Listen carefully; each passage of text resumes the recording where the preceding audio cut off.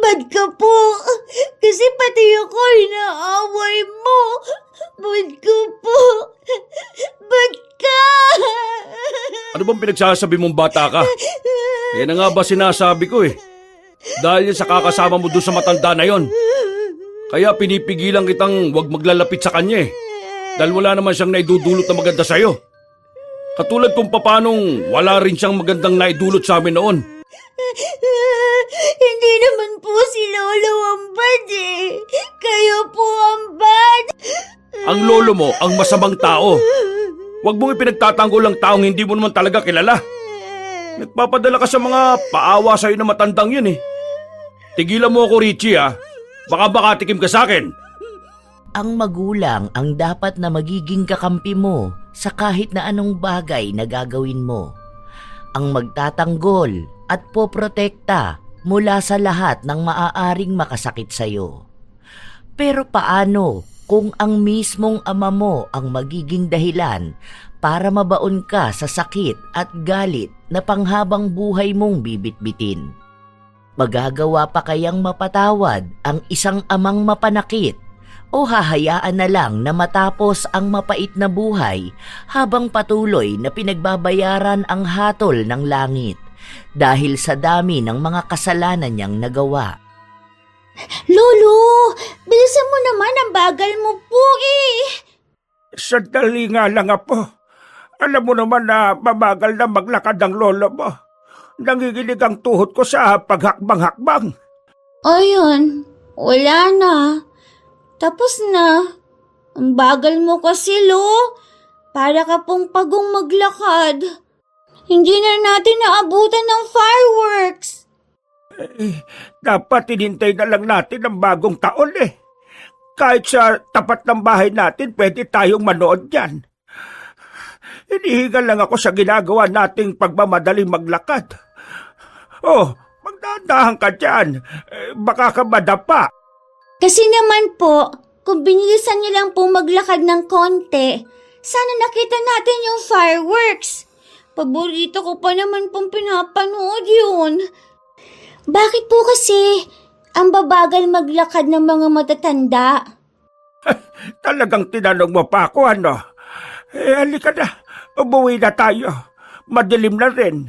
Baka hanapin ka na ng tatay mo. Lolo, bakit po hindi kayo nakatira sa bahay namin?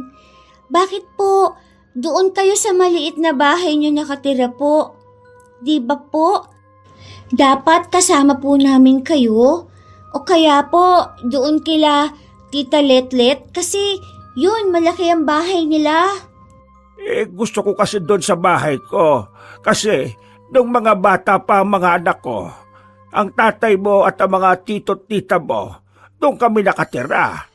Naalala ko lang ang mga kabataan nila. May mumu po doon.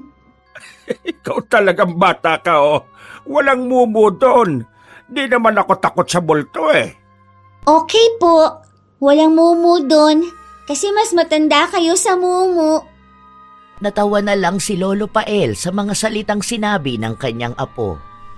Halata ang kainosentehan sa mata ng bata dahil sa dami ng mga tanong nitong hindi naman din madaling bigyan ng kasagutan dahil alam ng matanda na masyado pang bata si Richie para maintindihan kung ano nga ba talaga ang mga nangyayari.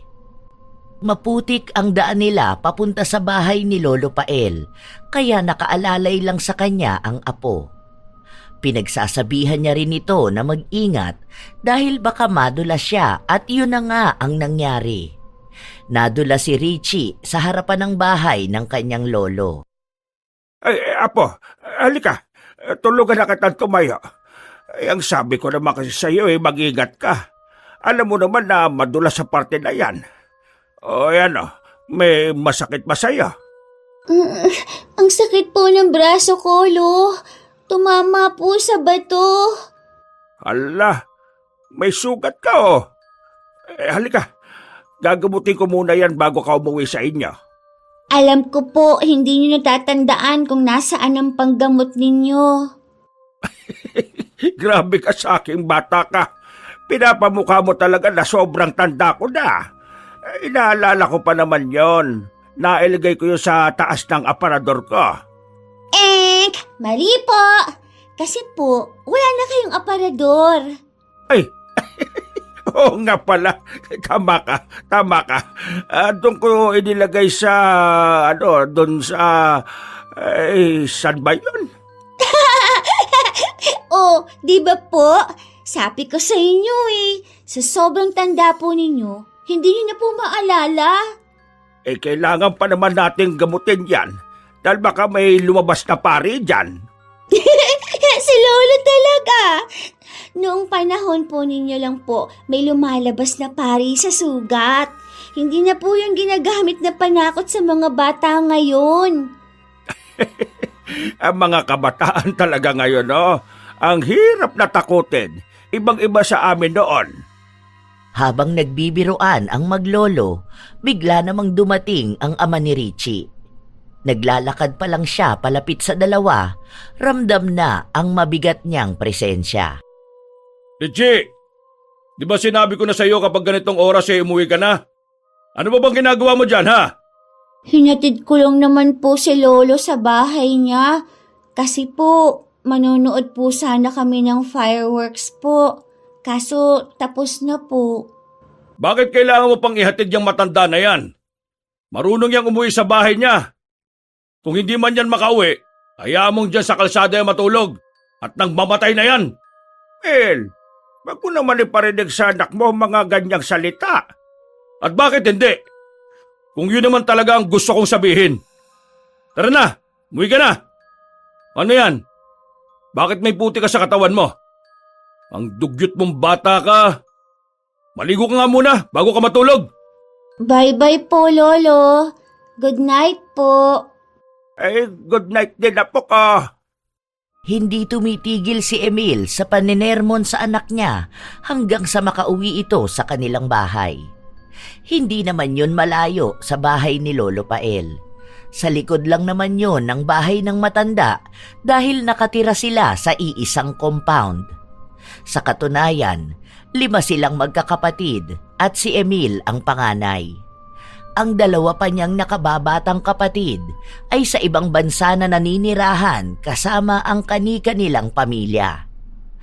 Nang makarating sa bahay ang mag-ama, agad naman ding sinunod ng bata ang utos sa kanya na maligo na. Nang matapos si Richie, sakalang napansin ni Emil na may pasa sa braso ang anak. Ano nangyari dyan? Ano yan? Bakit may sugat ka rin? Sabi mo nga sa akin kung anong ginawa sa'yo na matandang yon. Aray ko po, tay! Huwag niyo pong diinan na sugat ko. Masakit po. Sinaktan ka ba nun? Hindi po, tay. Nadulas po ako kanina, aray. Tapos po, tumama po ang braso ko sa bato. Aray! Saka, bakit naman po ako sasaktan ni Lolo? Mabait naman po siya. Aray! Huwag kang magpapalin lang sa bait-baitan ng hayop na yun, ha? Ikaw, ha? Huwag kang maglalalapit sa lolo mo. Ilang beses na kitang pinagsabihan na huwag ka nang pupunta sa kanya, di ba? Naaawa po ako kay Lolo kasi po malungkot siya. Kapag sinabi kong huwag kang pupunta doon, huwag kang pupunta. Tigas talaga ng ulo mo, ah. Mukhang kailangan ka pang paluin para lang makinig sa akin. Tay, huwag po. Aray ko po. Ang sakit po ng palo niyo sa akin. Tama na po, aray. Nasasaktan po ako, tay. Tama lang sa'yong paluin ka. Hindi mo ako pinapakinggan eh. May sarili ka ng desisyon sa buhay mo. Akala mo ba, kaya mo nang tumayo sa sarili mong mga paa? Ha? Ayoko sa lahat ng sinusuway ang utos ko, ha? Nakita mo naman ang mga kuya mo. Nakikinig sila sa sinasabi ko. Ikaw ang bata-bata mo pa. Halatang magiging suwail ka eh. Ayan, kasama mo yan sa lolo mo. Nahahawa ka na sa kasamaan ng ugali niya. Tatay, tama na po. Aray ko po. Hindi tumigil si Emil kahit na nagmamakaawa na ang kanyang anak. kung saan-saang parte ng katawan ni Richie lumalatay ang sinturon. Noon pa man, palagi nang sinasaktan ni Emil ang kanyang mga anak. Sa tuwing magagalit siya, wala na siyang ibang naiisip na gawin kundi bugbugin ang mga bata. Kahit napigilan siya ng kanyang asawa, ginagawa niya pa rin. Yun ang paraan niya para raw maging disiplinado ang kanyang mga anak. Kaya takot sa kanya ang lahat. Wala sa kanilang sumusuway sa kanya maliban sa bunso niyang anak at nag-iisang babae na si Richie. Kaya mas madalas na ito ang napapalo niya. Puno ng gigil si Emil, para bang hindi na niya nakikita bilang 9 na taong gulang na bata lang si Richie. Basta mailabas niya lang ang galit na may mas malalim na pinanggagalingan. Matagal pa bago niya tinigilan ang pagpalo sa anak. Walang ibang ginawa ang bata kundi ang sumigaw sa pag-iyak. Siguro naman magtatanda ka ng bata ka. Huwag ka nang pupunta sa bahay ng matandang yan, ha? Huwag mo na rin siyang dadalhan ng pagkain. Hayaan mo sumamatay sa gutom. Hindi na kumibo si Richie. Umiiyak lang siya habang nakatingin sa kanyang ama. Kinabukasan, nang pumasok sa trabaho si Emil, doon lang lumabas ng bahay si Richie.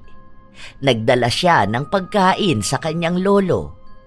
Alam yon ng kanyang ina dahil yun mismo ang nagtabi ng pagkain na ibibigay kay Lolo Pael. Lolo, gising ka na po. Bilisan mo, nagugutom na po ako. Sabay na tayong kumain. Nagluto si Mama ng adobong isda. Lolo, bilisan mo naman po. Ay, para ka na naman pong pagong. Abay, sandali lang naman apo ko. Hindi nga makabangon ang lolo mo oh. Ay, wala na. Matanda na nga talaga. Uugod-ugod na po. Hindi pa ako uugod-ugod. Sadyang nagtutunugan lang ang mga butok ko kapag masyado kong magalaw. Tara na po, kain na tayo. Eh, sa akin ka talaga sasabay. Baka mamaya ay magalit na naman ang tatay mo. Ay, teka. Ano nangyari dyan sa katawan mo? Bakit parang may bakat ng sinturon? Tingnan ko nga. Aba, oo nga. Ano yan? Pinalo ka ba ng tatay mo? Si Lolo ang daming tinatanong. Nagugutom na nga po ako. Tara na po. Marunong po ba kayong magtanggal ng tinik? Ay, ako na nga ang gagawa kasi malabo na po ang mga mata niyo eh. Binubugbog ka pa rin ba palagi ng tatay mo? Lagi naman po akong pinapalo ni tatay. Lolo, bakit po galit sa inyo si tatay? Ang sabi ni teacher, masama raw po magalit ang anak sa kanyang magulang. Pero bakit po si tatay? Eh, oo nga. Pero nakakagutom na. Tara na, kumain na tayo. Iniiwasan ni Pael ang mga tanong sa kanya ng kanyang apo dahil sa pakiramdam na hindi pa rin naman siya handang sagutin yon. Sa paglipas ng mga araw, palihim na nagpupunta si Richie sa kanyang lolo. Kapag walang pasok ang kanyang ama, palagi lang nasa bahay si Emil. Kaya hindi rin gaanong nakakakain si Pael, kaya labis ang pag-aalala ng kanyang apo. Iniisip niya rin kasi na matanda na ang kanyang lolo, tapos magugutuman pa ito. Kung hindi siya magdadala ng pagkain, wala ni isa sa mga kamag-anak nila ang gagawa nun. Kahit ang mga pinsan niya, umiiwas sa matanda. Kapag naman tinatanong ni Richie ang dahilan, ang sagot lang ng mga yon ay pinagbabawalan sila ng kanilang mga magulang.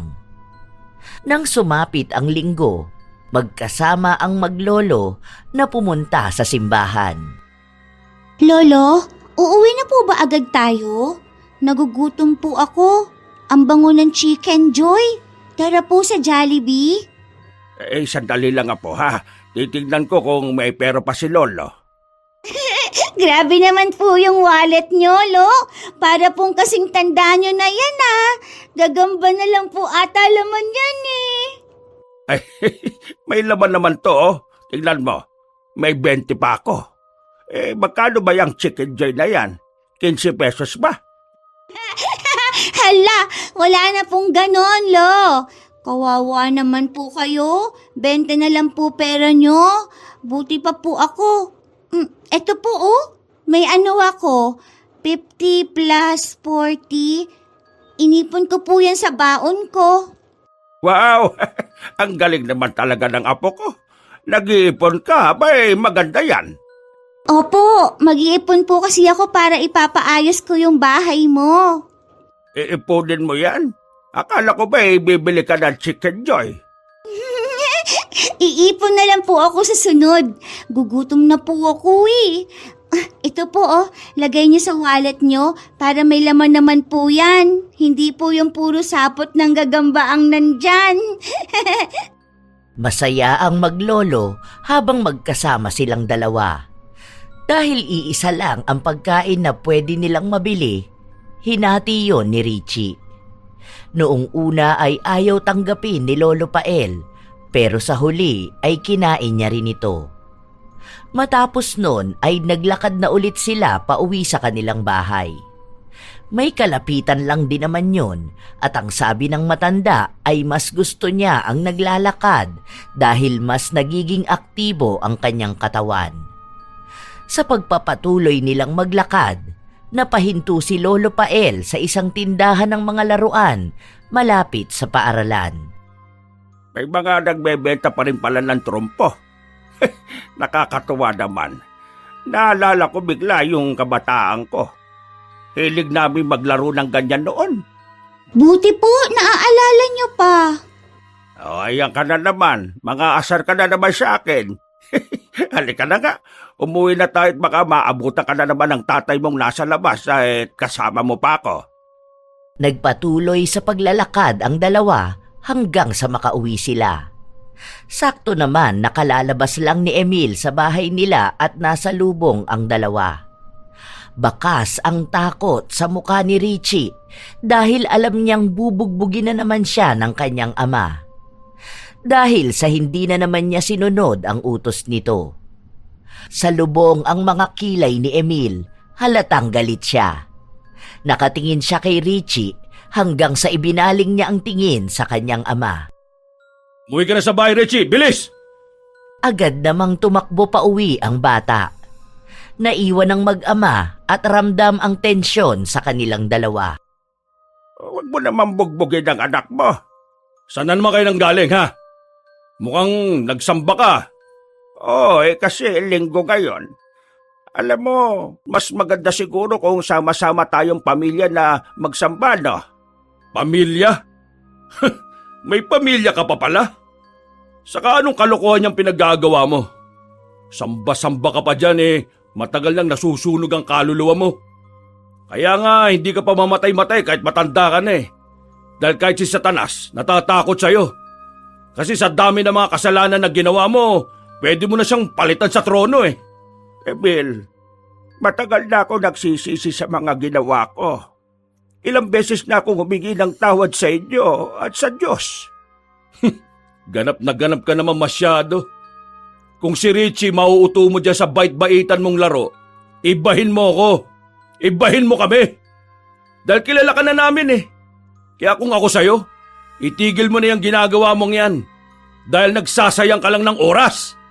Ano pang kailangan kong gawin para maging maayos tayong lahat? Kung alam nyo lang kung anong pagsisisi ang nararamdaman ko. Gabi-gabi kong sinisisi ang sarili ko.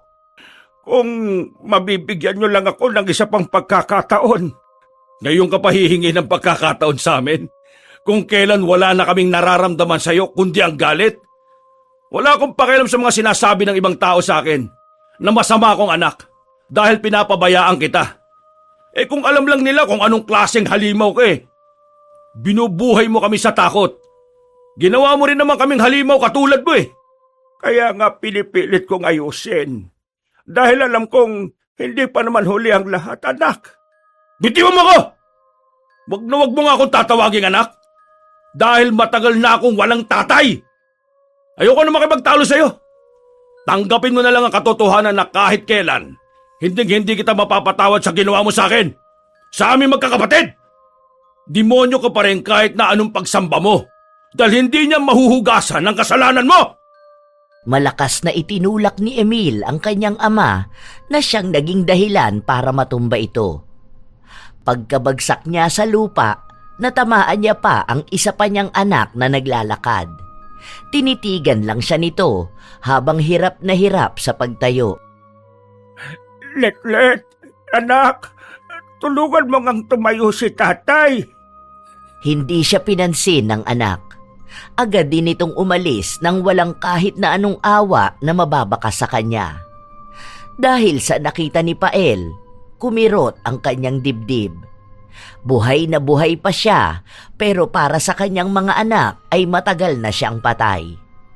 Ilang araw pa ang lumipas, hindi lumalabas ng bahay ang matanda. Nakahiga lang siya sa kanyang lumang papag na sa tuwing gagalaw siya ay tumutunog. Mainit ang paligid dahil hindi siya binibigyan ng kuryente ng kanyang mga anak, kaya ang gamit niya lang ay isang pinunit na karton para gawing pamaypay. Ilang beses din siyang pinupuntahan ng kanyang apo pero hindi niya ito kinikibo. Dinadalhan siya ng pagkain para hindi raw siya magutom. Isang hapon, nagdala ng pagkain si Richie sa kanyang lolo. Pero hindi pa rin kumikibo ang matanda. Nakatingin lang siya sa bintana. Lolo, nakakakain ka pa po ba ng sapin-sapin kahit wala ka pong ngipin? Hindi ko yan mangunguya, apo.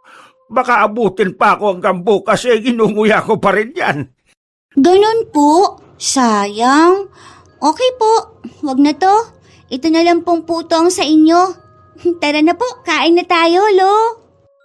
Habang inaalalayan ni Richie ang kanyang lolo palakad papunta sa lamesa, bumuhos naman ang malakas na ulan. Lo, bakit po kaamoy ninyo yung amoy ng lupa kapag umuulan? Talagang naalala mo pa ako dahil sa amoy ng ulan, ano? Parang sinasabi mo na babaho si Lolo. Hindi naman po mabaho, pero po amoy lupa. Ikaw talagang bata ka. Kung ano-anong sinasabi mo. Ayan po, tumatawa na kayo. Kasi kanina nakasimangot kayo eh. Lolo, alam niyo po, hindi pa ako nakakaligo sa ulan. Kasi si tatay ayaw niya po eh. Magkakasakit daw ang tao kapag naliligo sa ulan. Gusto mo bang maligo? Pero wag lang tayong magbababad masyado, ha? At baka nga magkasakit ka at pati na rin si Lolo. Wow! Talaga po maliligo tayong ulan? Yay! Yay! Pinagbigyan ng matanda ang kanyang apo. Kahit na giniginaw siya dahil sa hangin at lamig ng ulan, isinantabi niya yon. Dahil masaya siyang nakikita si Richie na sinusulit ang pagkabata nito. Dahil lahat naman ng bata, nais na magtampisaw sa ulan. Lolo! Tingnan niyo po, kapag tumatama sa ulo niyo yung ulan, parang drum. Ganyan po pala maligo ng ulan ng mga panot.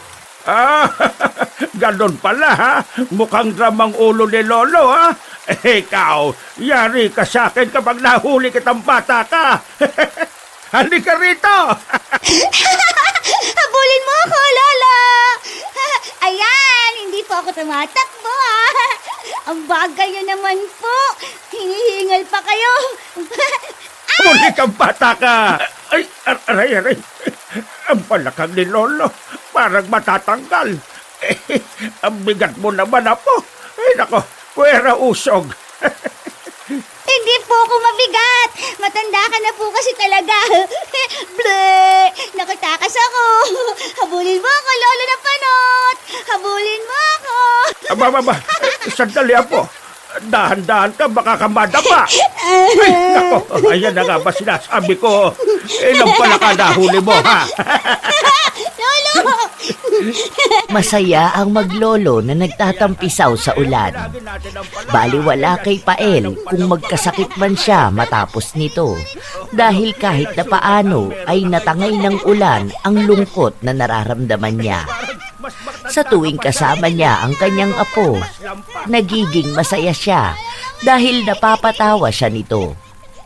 Para siyang bumabalik sa kanyang kabataan kung saan ang ulan ang nagsisilbing kaibigan niya.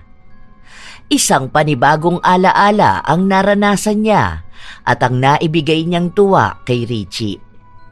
Ang inosenteng bata na nais maging masaya ang kanyang kabataan na may nais bauning kwento kasama ang kanyang lolo.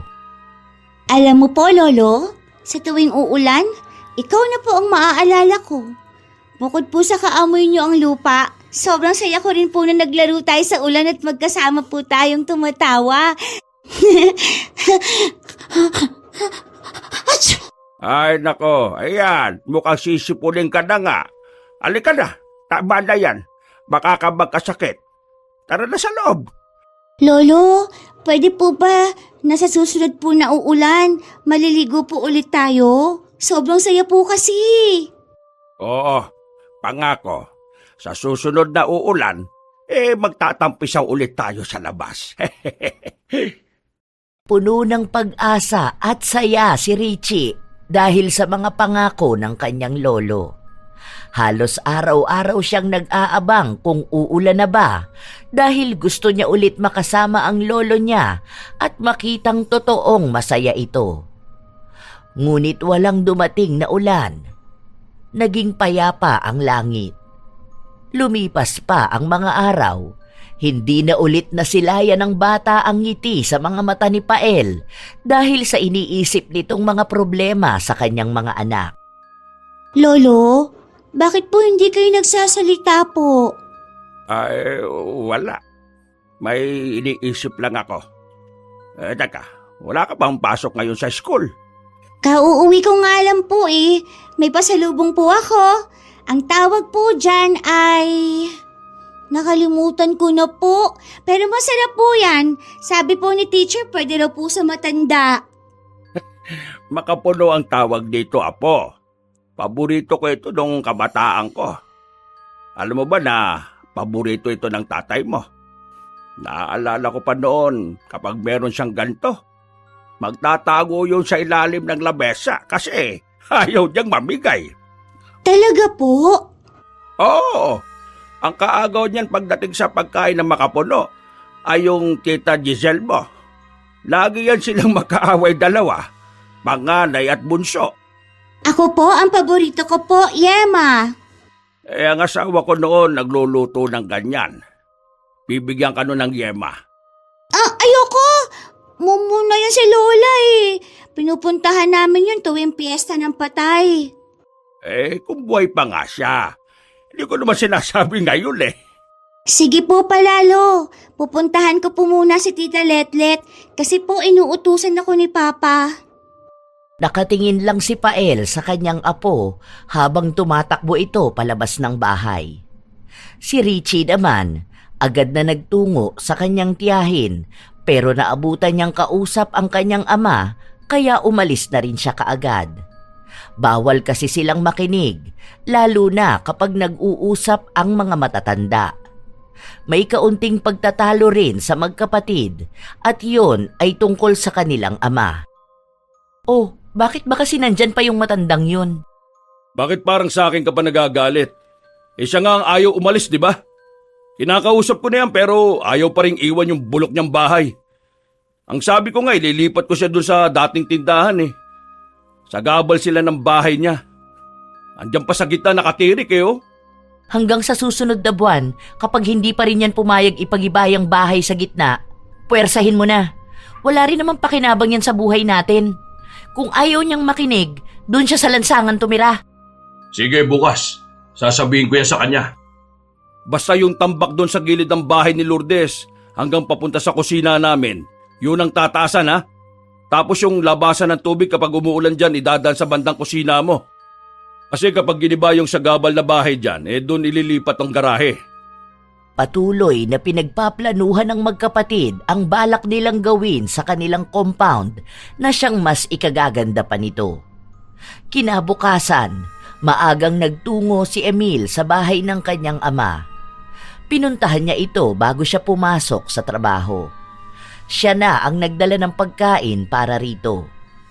Pagpasok niya sa loob, naabutan niya si Pael na natutulog, pero sa sahig na dahil bumigay na ang luma niyang papag. Paa ang ginamit ni Emil na panggising sa kanyang ama. Sinisipa niya ito para gisingin. Hoy, gumising ka dyan. Gising! Kapag di ka pa dyan gumising, sisipahin kita sa muka. Ano bang nangyayari, anak? May problema ba? Napag-usapan na namin ni Letlet yung pagpapagiba nitong hawla mo. O ano bang tawag mo rito? Basta, itong mukhang kulungan ng aso. Anong ipapagiba? Hindi ba nakiusap na ako sa inyo na huwag nyo na sanang pakialaman tong bahay? Lumang bahay natin to.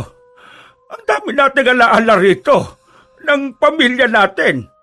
Alaala? Bakit? May maganda ka bang alaala na iniingatan dito, ha? Ayos. Ikaw lang ang may alam nun. Anak, dito kayo lumaki ng mga kapatid mo. Bawat pader nito, naging saksi kung paano nyo unti-unting nabot ang mga pangarap ninyo.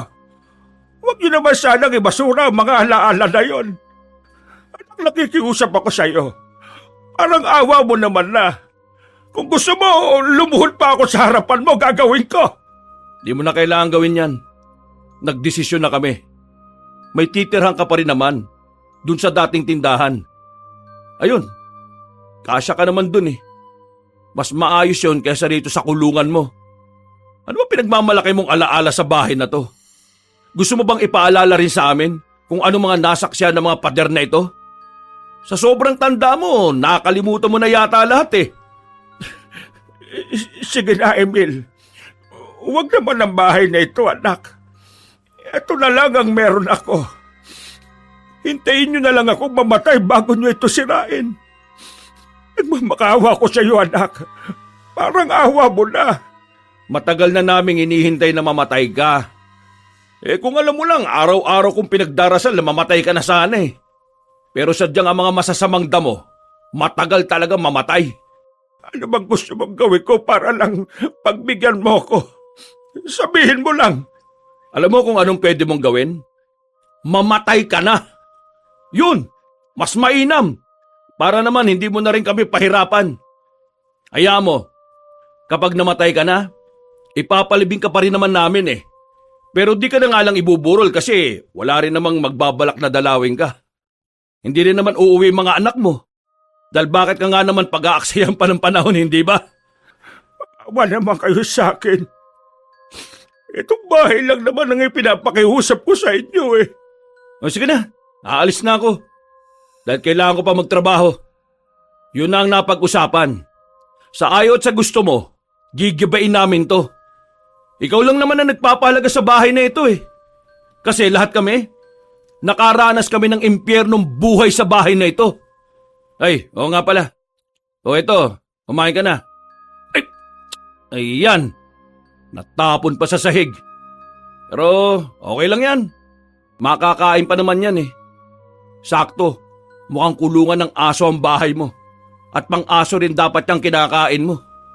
Mas masahol pa nga dapat sa pagiging asong trato namin sa iyo eh. Kahit na anong pagmamakaawa ni Pael sa kanyang anak, wala itong naging pakialam sa kanya. Wala siyang naramdaman na kahit na anong awa. Malamig ang pakikitungo sa kanya at lahat ng sinabi ni Emil, lahat yon ay tunay na galit galing sa kanyang puso. Hindi lang naman isang beses narinig ni Pael ang paghiling ng mga anak niyang mamatay na siya dahil sa tuwing nakikita siya ng mga ito, yon ang sinasabi sa kanya. Nanginginig ang mga kamay ng matanda habang kinukuha ang pagkaing nahulog sa sahig. Pinipilit niyang kainin yon kahit na dumudurog sa pagkatao niya ang mga ginagawa niya. Mag-isa siyang umiiyak habang kumakain.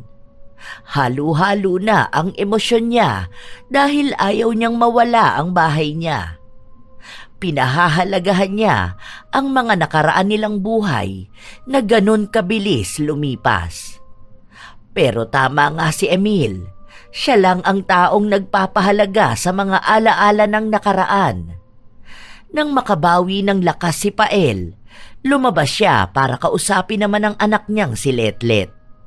Matagal na siyang hindi kinakausap ng anak at para lang siyang hangin kapag nakikita siya nito. Pero para lang maisalba ang bahay niya, pakikiusapan niya ito. Anak, kausapin mo naman ang kuya mo. Ayaw niya akong pakinggan eh. Maawa ka na sa akin. Bakit ko naman kakausapin si kuya kung pabor din naman ako sa gusto niya? Parang awa niyo na. Pagbigyan niyo ako. Luluhod na rin ako sa harapan mo. Pakinggan mo lang ako. Kahit pahalikan mo ang pa ako, wala ka na magagawa. Kahit ilang pagmamakaawa pa yan, kahit na ilang luha pa yan, hindi yan tatalab sa akin. Kung paanong hindi rin tumalab sa'yo yung araw-araw naming pagmamakaawa sa'yo noon. Yung ginagawa mo, mas malala pa ang ginawa namin noon, di ba? Mas malala pa sa pagluha ng dugo para lang kaawaan mo kami. Pero anong ginawa mo? Hindi mo kami pinakinggan. Kaya huwag kang umasa na pakikinggan ka rin namin ngayon. Alam ko ang mga kasalanan na nagawa ko noon. Kaya nga ako patuloy na humihingi ng tawad sa inyo eh. Nagbago naman ako. Gusto kong ipakita sa inyo na hindi na ako masamaan yung ama noon. Hindi ako naniniwalang nagbabago ang demonyo. Yung pagkukunwari mong mabuting tao ngayon, kahit na kailan hindi niyan mabubura ang kademonyohan mo noon. Kaya wag mo ipagmamakaawa sa amin ng pagiging ama mo kung hindi mo rin kami kinaawaan noon bilang mga anak mo. Wala ni isa sa mga anak ni Pael ang naawa sa kanya. Simula nung lumaki ang mga anak niya, hindi na nila nakikita ang kanilang ama at kahit nakatiting na awa ay wala na silang nararamdaman. Kaya hinahayaan na lang nila ito kahit pa hindi ito kumakain. May mga ibang taong tumutulong kay Pael, lalo na ang mga kasama niya sa pagsisimba.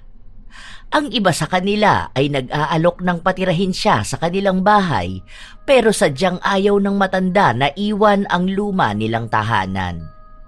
Malaki ang pagpapahalaga niya sa mga naiwang kwento roon. Ilang araw pa ang lumipas, nanatili ang pagmamakaawa ng matanda sa kanyang panganay na anak. Dahil alam niya na si Emil lang din ang makakapagpabago ng desisyon ng kanyang mga kapatid. Habang naghihintay ang matanda na umuwi galing sa trabaho si Emil, nakikipaglaro sa kanya si Richie. Lo, may ipapakita po ako sa inyo. Project namin sa school. Ito po oh, gumawa po kami ng family tree. Wow! Ang galing naman ng apo ko. Ang ganda ng pagkakagawa mo ah. Eh, sino ba yan? Bakit walang picture? Ikaw po yan, Lo.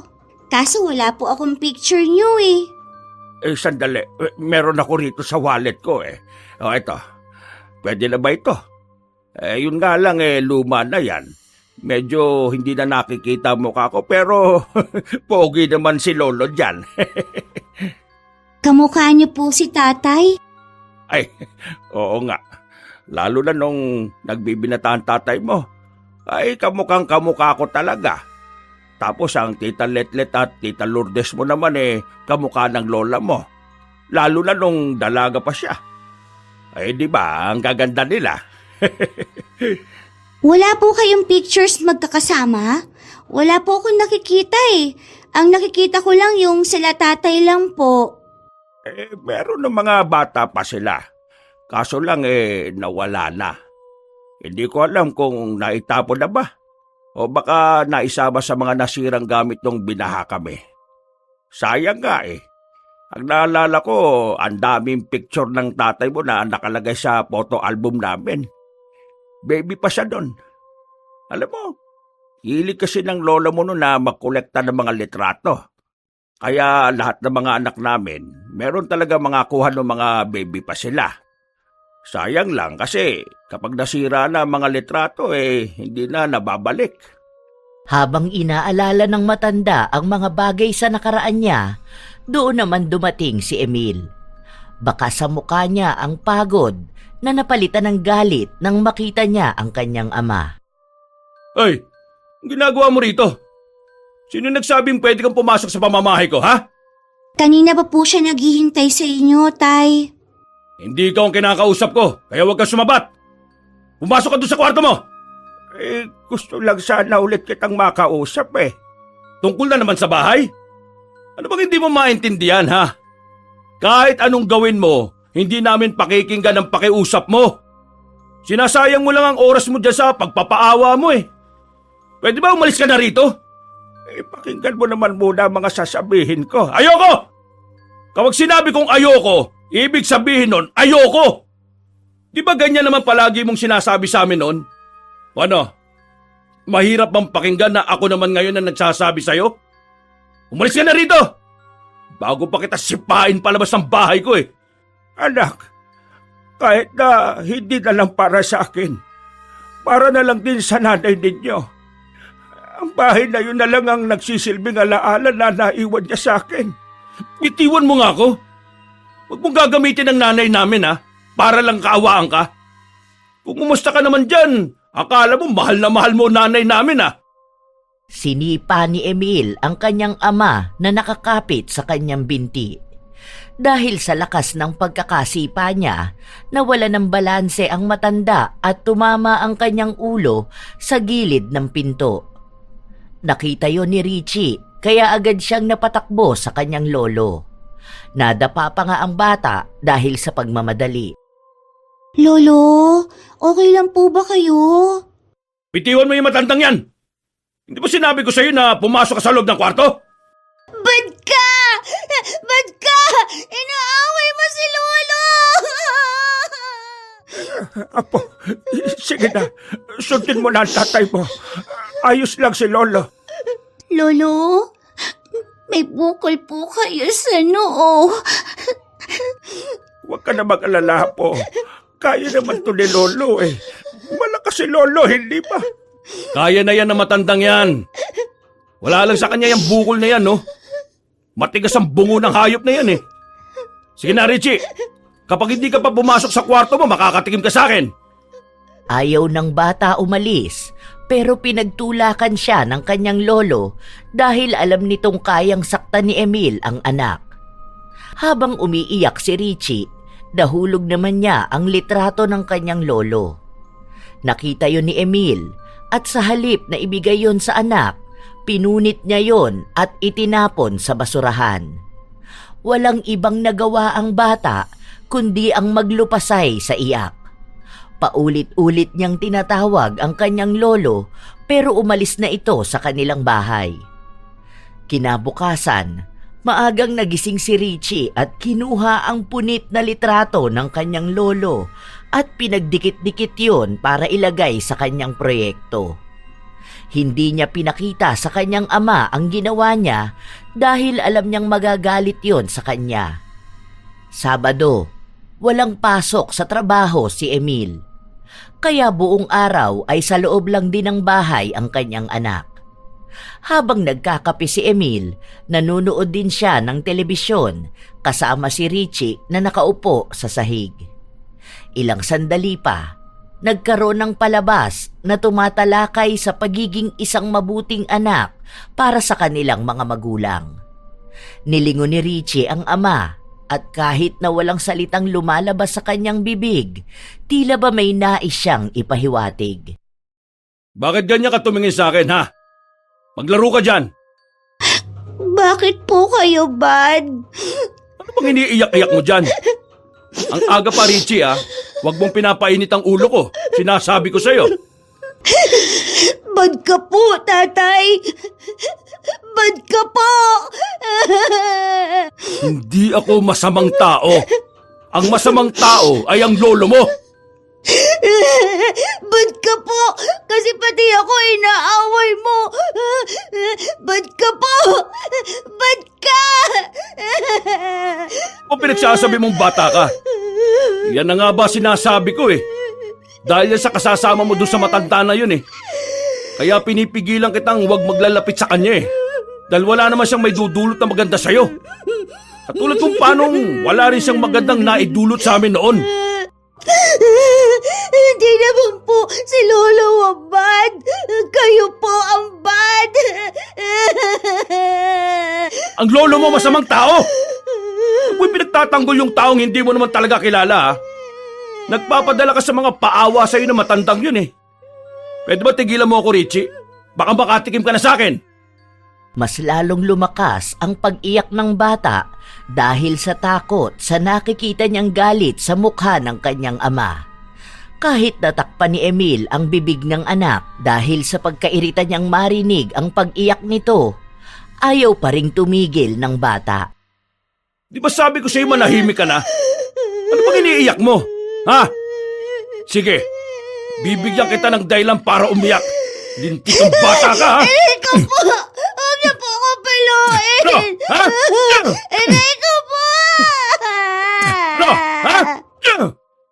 Pinaghahampas ni Emil ang anak. Gigil na gigil siya. Wala siyang pakialam kung bata pa yon dahil hanggat hindi niya naibubuhos lahat ng galit niya, hindi siya masisiyahan.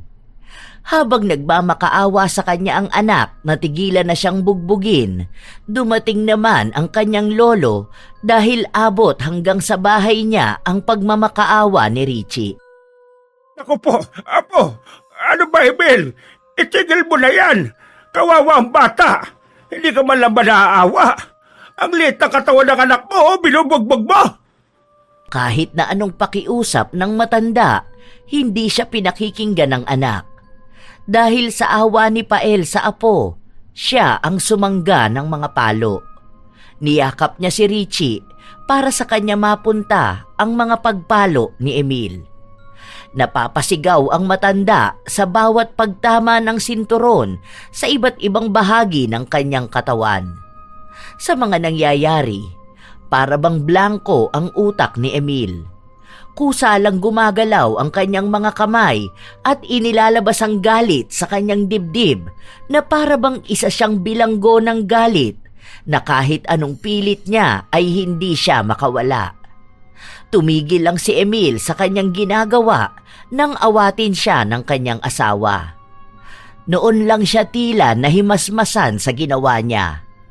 Napabitaw siya sa pamalo at napatingin sa kanyang mga kamay. Anong ginawa ko? Ano na naman ang ginawa ko? Lolo!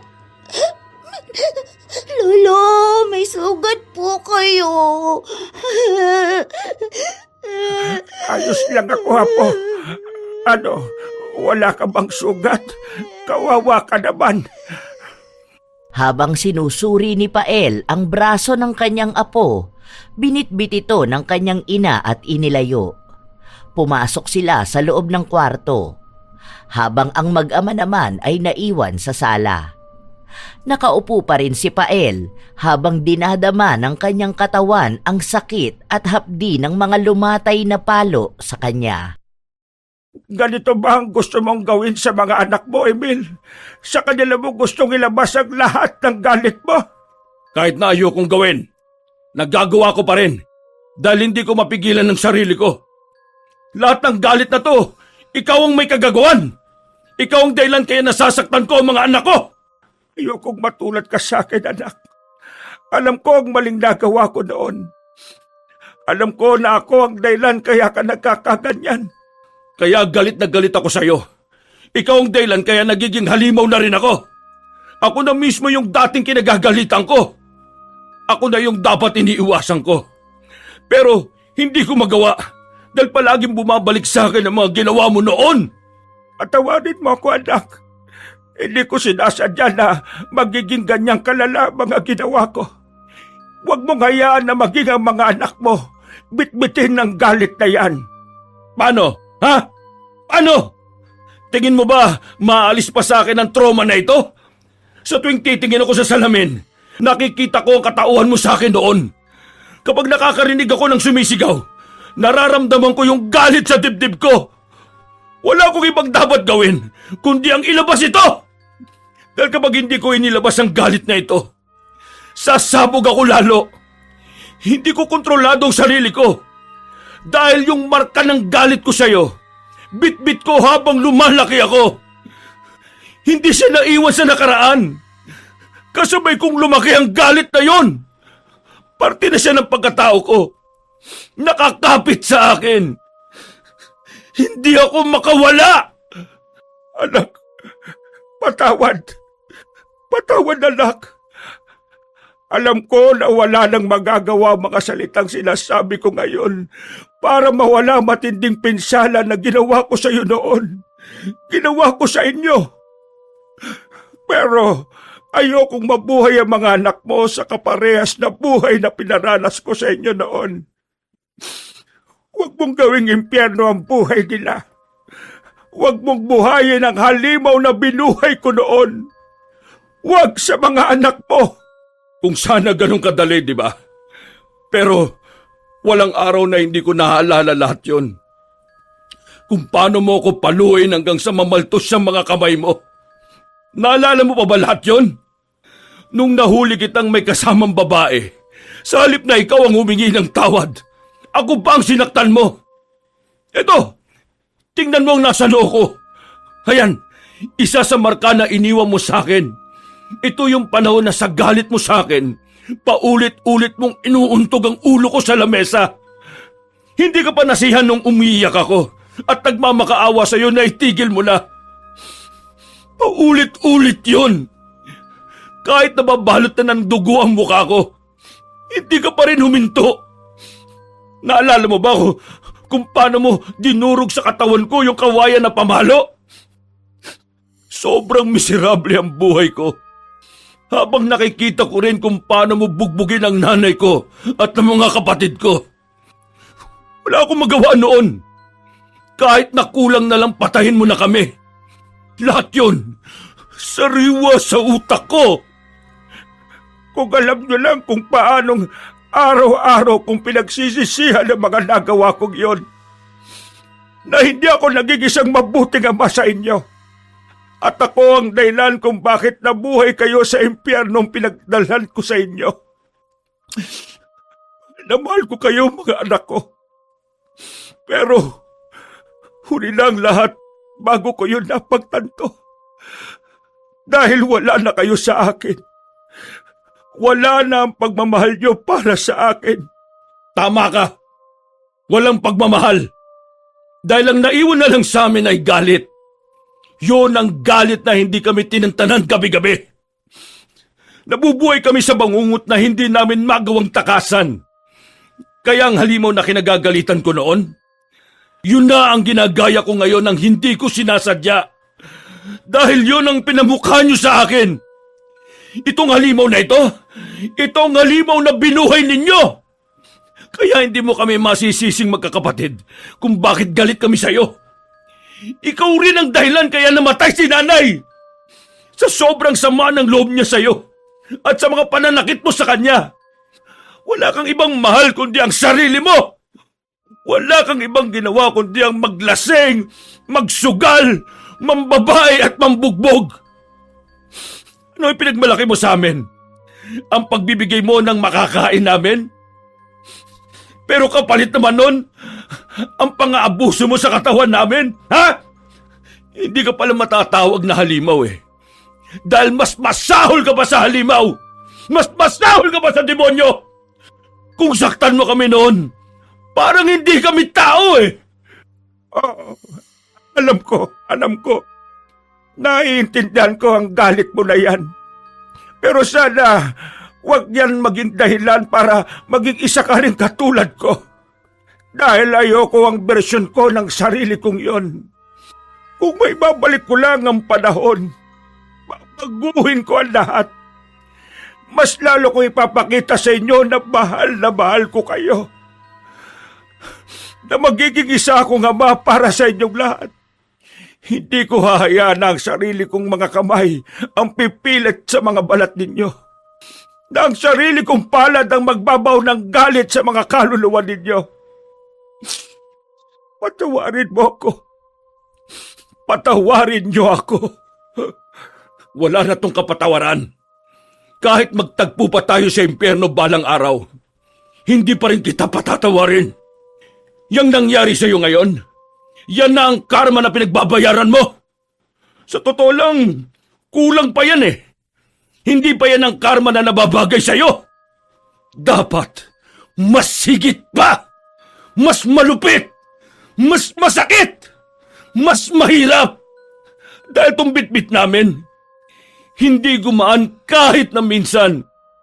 Mas lalo lang bumigat. Gusto kong makita niyo ang pagbabago ko. Dahil ang pagbabago na to ay para naman talaga sa inyo. Dahil gusto kong bumawi. Wala ka nang babawiin. Hindi ka nakokonsensya dahil sa mahal mo kami bilang mga anak mo.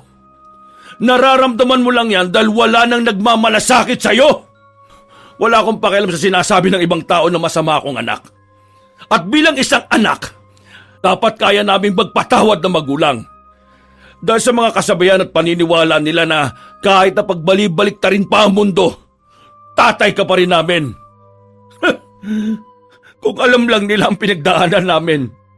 Dahil kung tatay ka namin, sana alam mong anak mo rin kami. Wala kang aanihing kabutihan kung galit ang itinanim mo sa amin. Dahil hindi lahat ng magulang ay naging magulang. Tingnan na lang nila ako bilang isang masamang anak. Isang walang kwentang anak. Pero kahit na minsan, hindi nila mababagong nakaraan na minsan naging isang mapagmahal at mabuti akong anak sa amang demonyo at makasarili. Dahil kahit kailan, hindi magiging karapat dapat na galangin at mahalin ang isang magulang na siyang sumira sa pagkatao ng kanyang anak. Naiyak na lang si Pael sa mga sinabi ng kanyang anak. Ang mga luha sa mata ni Emil ay luha ng galit.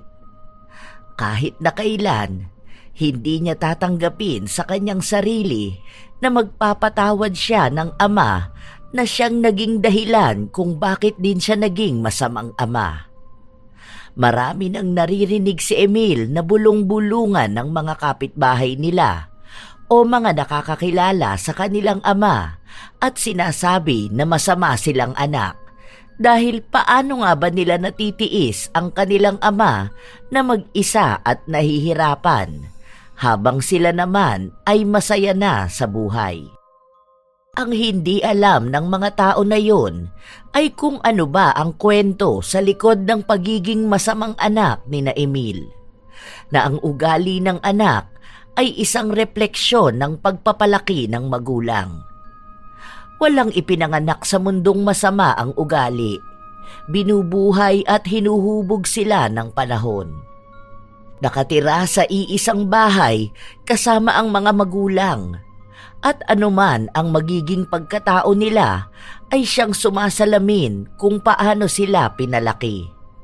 Para kay Emil, ang ginawa ng kanilang ama sa kanila noon ay isang klase ng kasalanang hindi mababayaran. Dahil ang binhi ng galit na itinanim ng kanilang ama, yun lang din ang kanyang inaani nang lumaki na sila. Ipinaglalaban ni Emil na ang sinasabi ng mga tao sa paligid na masama silang anak at sila rin ang magtatamasa ng karma sa hinaharap ay walang katuturan. Dahil matagal na nilang napagdaanan ang impyernong buhay na hindi naman natunghayan ng nakararami. Kaya madali para sa kanilang sabihin ang mga kataga na magulang pa rin nila si Pael. Dugo nito ang dumadaloy sa kanila kahit na ito naman ang tunay na dahilan kung bakit hanggang ngayon ay hindi nila makamtan ang kapayapaan. Dahil paulit-ulit silang nilalapitan ng bangungot ng kanilang mga alaala. Ilang linggo pa ang lumipas, hindi na pinapansin ni Emil ang ama at hindi na rin ito nagmamakaawa sa kanya para sa bahay. Nang sumapit ang araw ng pagsisimba, naabutan ng matanda ang kanyang apo na nag-aabang sa labas ng bahay. Lolo, ang tagal nyo naman po. Nangawit na ang paa ko. O apo, anong ginagawa mo dito? Bakit ka nakabihis? Ay, matanda na talaga kaya nakalimutan na may simba ngayon. Hindi ko alam na sasama ka sa akin. Akala ko ako lang mag-isang aalis kasi andyan ang tatay mo, di ba? Baka mamaya paluin ka na naman nun. Sinabi ko naman sa'yo na sundin mo kung anong utos niya sa'yo, di ba? Hayaan mo na lang sana si Lolo. Ayaw ko nang masaktan ka pa dahil sa akin. Secret lang po, wala kasi si tatay. Umalis na ni na Tita Lourdes at ni Tita Letlet. Saan daw sila pupunta? Ewan po, hindi naman po sinabi eh. Tara na po, anong oras na? Inalalaya ni Richie ang kanyang lolo para makapaglakad ito. Malapit lang naman ang pupuntahan nila kaya hindi na sila sumasakay. May mga bumabati kay Pael, lalo na ang mga kasama niya sa pananampalataya. Nagtatanong ang mga yon tungkol sa kalagayan niya at sa relasyon nila ng kanyang mga anak. Pero sa halip na ikwento ang tunay nilang relasyon, mas pinili ng matanda na wag na lang sumagot. Lalo pat naririnig ng kanyang apo ang mga usapan. Ayaw niyang mabahiran pa ng mas maraming katanungan ang utak ni Richie. May nagpaabot ng tulong sa matanda. Binigyan siya ng pera para daw may magamit siya. Sa paglipas pa ng mga araw, nagpupunta pa rin si Richie sa bahay ng kanyang lolo. Kapag wala ang kanyang ama, sabay silang kumakain. Ang mga kapatid at pinsan ng bata ay pinagsasabihan siya pero hindi siya nakikinig sa mga ito. Mas gusto niya pa rin talaga na makasama ang kanyang lolo Pael. Lolo, ano po ang favorite color nyo? Hindi ko alam kung may paborito ba akong kulay eh. Kahit na ano na lang siguro. Hindi po bigay ka kahit isa lang. Siguro kulay green na lang. Kasi kapag nakakita ako ng green, ang gaan sa pakiramdam. Teka, bakit mo naman naitanong? Wala lang po. Ako po color yellow. Ay, maganda nga yung kulay yellow. Lalo na bagay sa'yo kapag yellow ang suot mo. Kasi mas lalo kang nagiging maganda. Maputi ka kasi. Kaso may mga bumabakat na pasa sa katawan mo kapag pinapalo ka ng tatay mo. Pasensya ka na po ha. Patawarin mo si Lolo. Patawarin niyo akong lahat. Kasi akong dahilan kaya kayo nahihirapan ng ganyan. Kayo ang sumasalo ng mga galit na dapat na para sa akin. Bakit po? Hindi naman po ikaw ang namamalo sa akin. Si tatay po yun kasi bad siya. Bad na siya sa akin, bad pa po siya sa inyo. Ayoko na po siya maging tatay. Wag po ko. Naniniwala ko na mas makakaya ng tatay mo na magbago. Hindi niya ako gagayahin. Hindi siya tatandaan na kagaya ko. Mahalin mo lang palagi ang tatay mo, ha? Hindi siya magiging halimaw kung hindi ako naging halimaw sa kanila noon. Ayokong dumating ang araw na mabubuhay din siya kung paano ko nabubuhay ngayon. Kasi itong nangyayari sa akin, ito na ang hatol ng langit sa akin. Kahit pala lumipas na ang mahabang panahon, hindi talaga kayang tumakas ng tao sa karma na dapat niyang pagbayaran. Maniningil at maniningil pa rin ito. Paunti-unti, pasakit ng pasakit. Hindi isang biglaan. Para mas lalong ipamukha sa akin ang mga kasalanan ko noon. Ang sabi po ni teacher, ang karma po para sa mga bad na tao. Hindi naman po kayo bad. Mabait nga po kayo eh. Binilahan mo ko ng ice cream. Mahirap talaga tong intindihin na po. Dahil bata ka pa. Pero pagdating ng panahon, kapag matanda ka na at nakakapag-isip ka na ng mas malalim pa, maiintindihan mo rin ang ibig kong sabihin. Alam ko naman na lalaki kang matalino.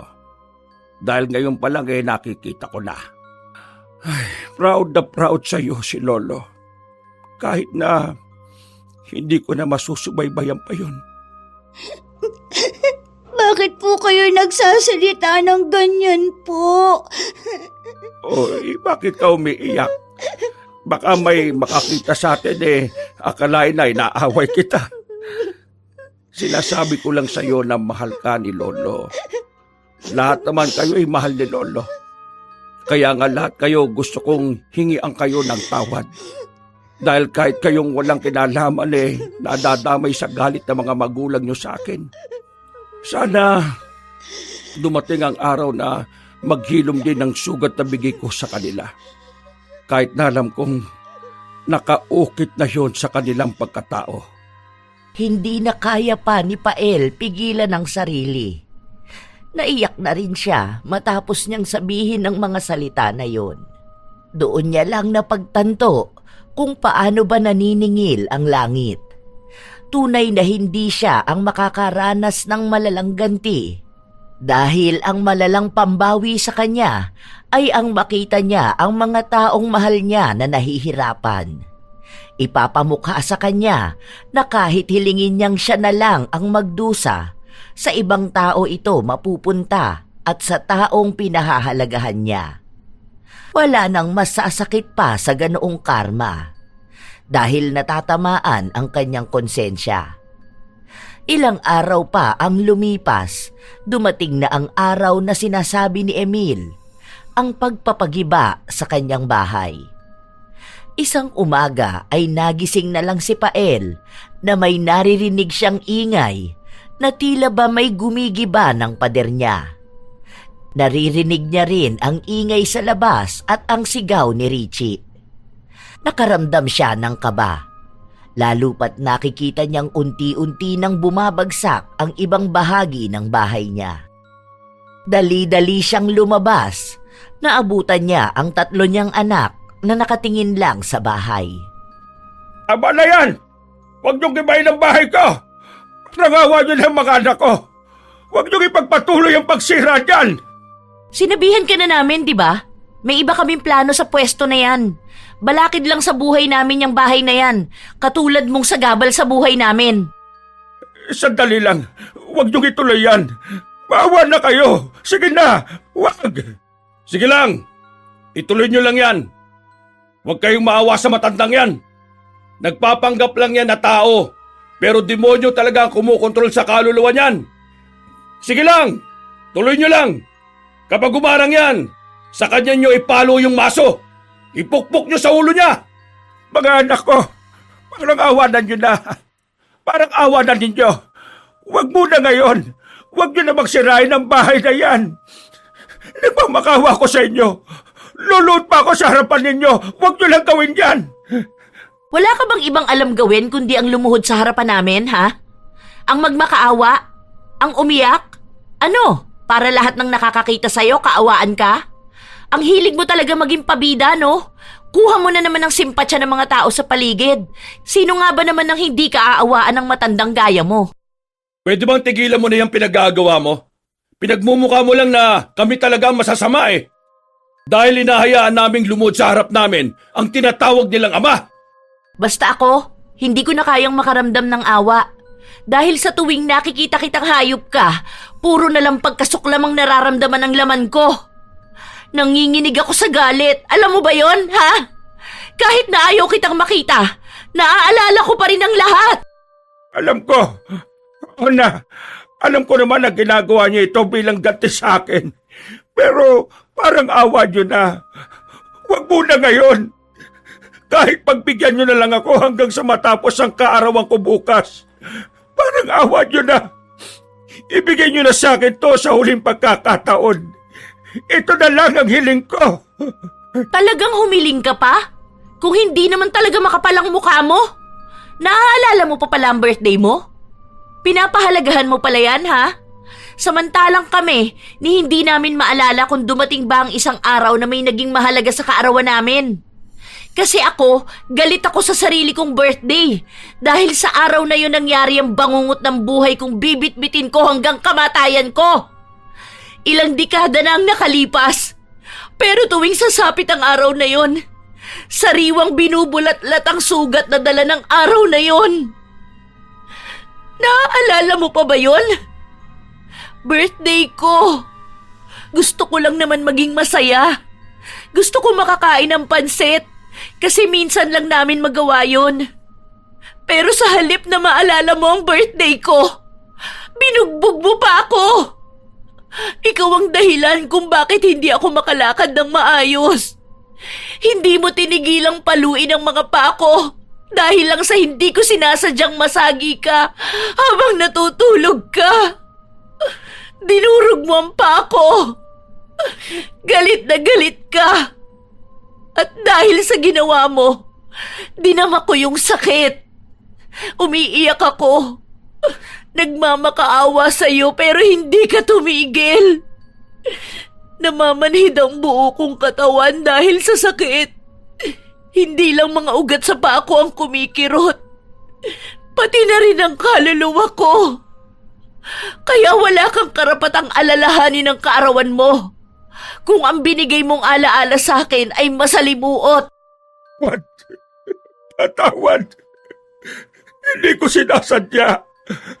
Patawarin niyo ako. Parang awa niyo na. Patawad mga anak ko.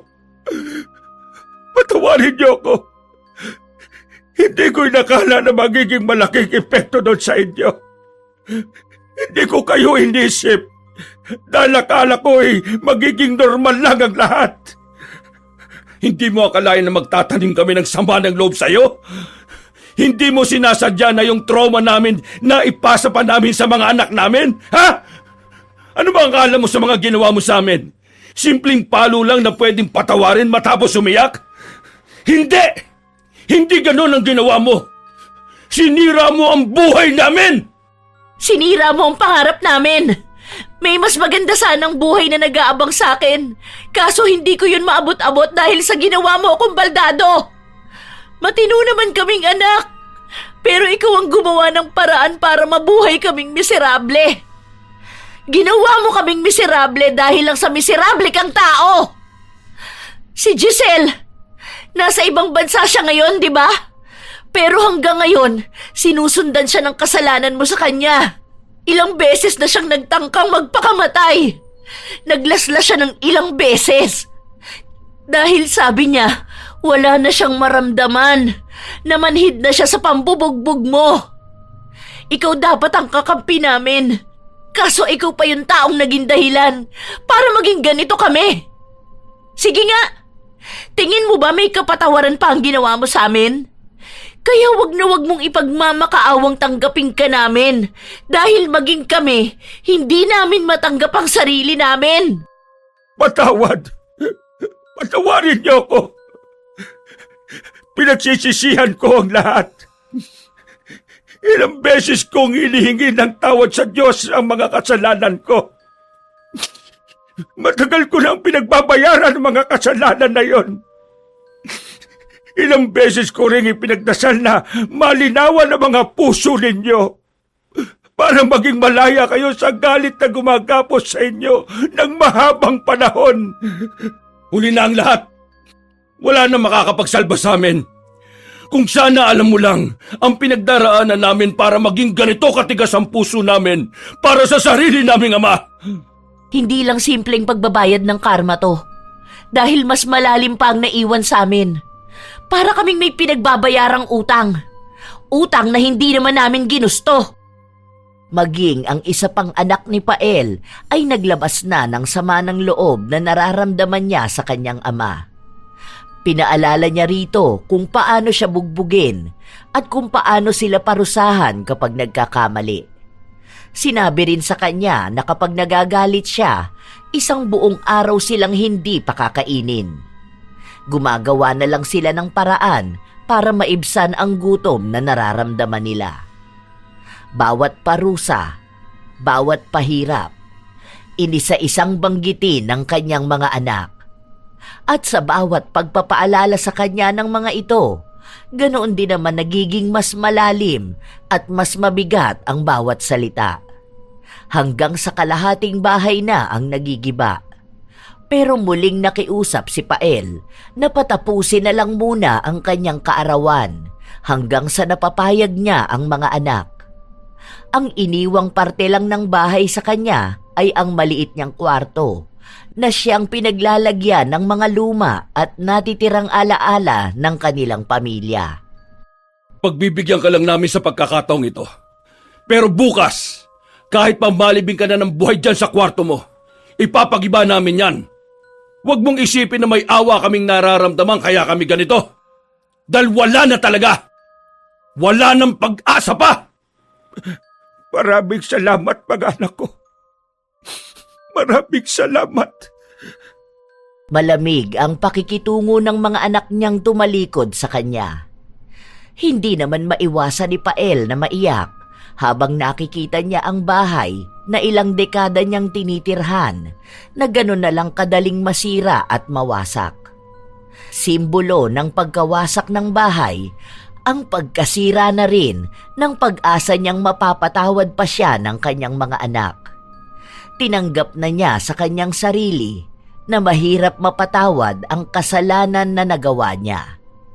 Sinira niya ang buhay ng mga anak niya, kaya wala siyang ibang dapat nasisihin kundi ang kanyang sarili. Kahit pa lumipas ang panahon, hindi niya mapipilit ang tao na patawarin siya dahil lang sa siya ang kanilang ama. Tunay namang hindi siya naging ama. Habang umiiyak si Pael sa tapat ng kanyang bahay, umiiyak din ang kanyang apo na nakatayo lang sa di kalayuan. Pumasok ka na sa loob. Ano bang iniiyak-iyak mo dyan? Kawawa naman po si Lolo. Wala na po siyang bahay. Bahala siya sa buhay niya. Hindi naman namin siya obligasyon eh. Bakit po ang bad niyo? Inaaway niyo ang lolo ko. Tapos mamaya, ako naman po nga awayin niyo. Ba't po kayo? Hindi ako masamang tao. Hindi ko ginusto maging masama. Kahit anong gawin ko, ang demonyo nasa katawan ko. Paulit-ulit akong tinatawag. Kasalanan niyang lahat to eh. Hindi naman ako magiging masamang tao kung hindi lang ganun kalala ang napagdaanan ko. Nakaligtas nga ako sa buhay, pero matagal ko lang nararamdamang patay na ako. Di mo yung maintindihan. Dahil ang batang kagaya mo, emosyon ang mas nangingibabaw. Minsan din ako naging ganyan sa'yo. Ganyang edad din kami namulat sa panggugulpi ng tatay ko. Hinila ni Emil ang kanyang anak papasok sa bahay. Pero walang ibang ginawa si Richie kundi ang umiyak at tawagin ang kanyang lolo. Hindi siya pinapalo ni Emil dahil pinipilit niya ang sarili niyang magbago. Bigla niya kasing napagtanto ang sinabi ng kanyang ama na ang mga anak niya ay ang bersyon niya noon. Kung mauulit sa kanya ang ginagawa ng ama, maaaring isa sa mga anak niya ang magdadala ng sumpa ng galit.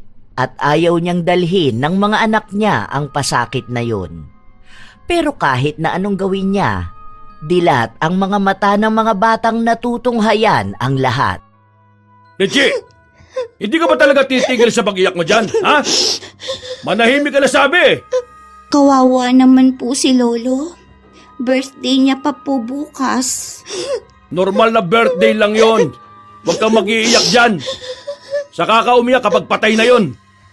Hindi tumigil ang bata sa pag-iyak niya hanggang sa nakatulog siya. Si Emil naman nakatulala lang sa malayo. Mabigat ang pakiramdam niya. Hindi dahil sa ginawa niyang pagpapahirap sa kanyang ama, ngunit sa mga araw at sandali na yon, naaalala niya ang nangyari noon. Kung paanong sa kamay ng kanyang ama nawala ng buhay ang ina, dulot ng pambubugbog nito. Ang naaalala niya pa, may sakit ang kanyang ina noon. Pagod sa katatrabaho sa kanilang bahay, nangangayayat na dahil sa konsumi sa kanyang asawa. Nang umuwi si Pael bago ang kanyang kaarawan, binugbog niya ang asawa dahil lang sa naging alitan nila. Dahil sa ginawa niya, namaga ang katawan ng asawa. Sumuka ito ng dugo at hindi na kinaya ang pagtitiis sa sakit.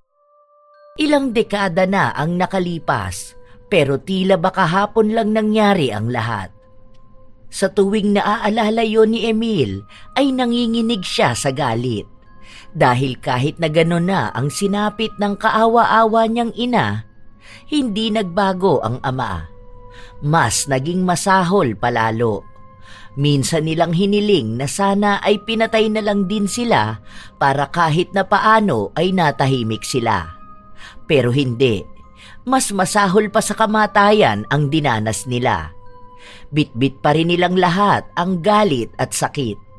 Yon ang pumapatay sa kanila ng paulit-ulit. Paunti-unti, dahan-dahan at pasakit ng pasakit. Nang sumapit na ang gabi, nasa loob lang ng kwarto niya si Pael. Umiiyak siya habang yakap ang kanyang lumang kumot. Patuloy siyang humihingi ng tawad sa kanyang mga anak. Kahit na walang nakakarinig, hinihiling niyang sana bigyan pa siya ng pagkakataon.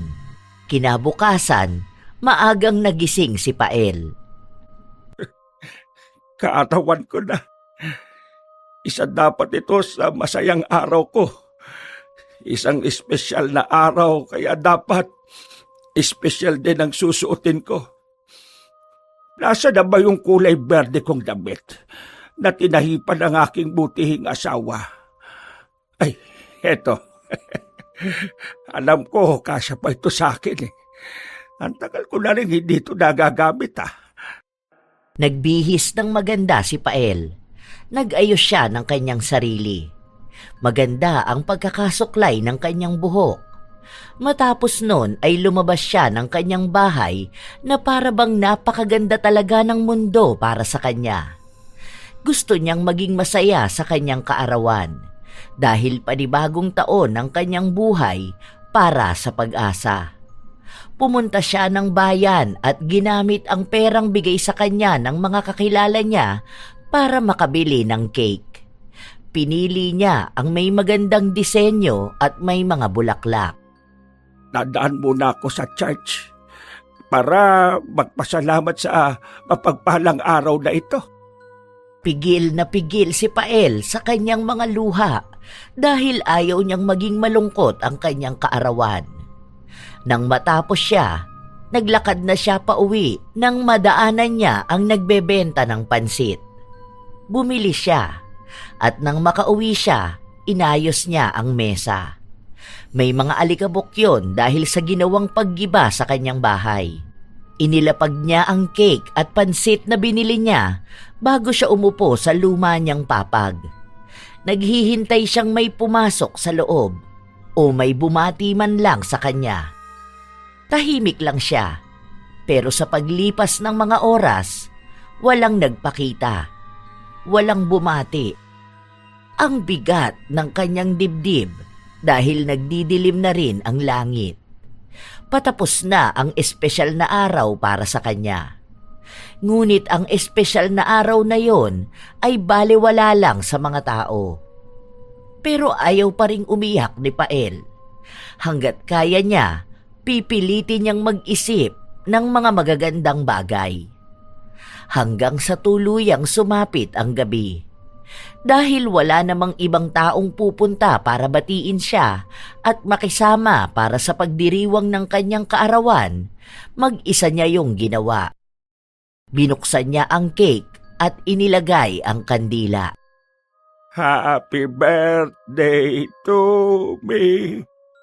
Happy birthday to me.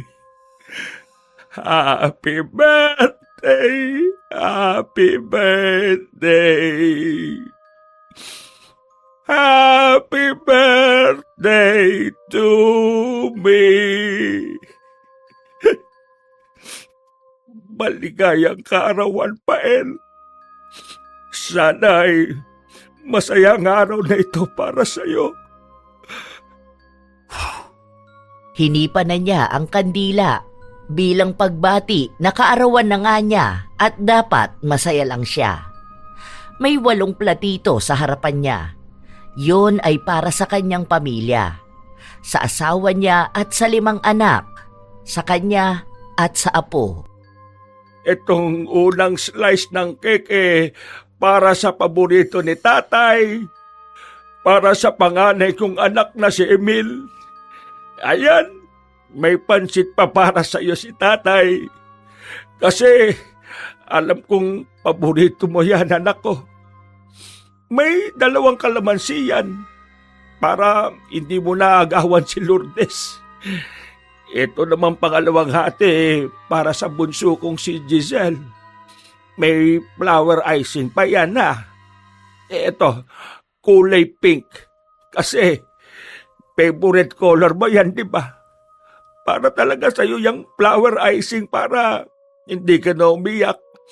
Kasi di ka binigyan ng birthday ng pinsan mo. At ito namang susunod na hiwa ng cake para sa matalino kong anak, si Letlet. Anak, congrats nga pala. Ang galing mong sumayaw kaya nanalo ka sa contest.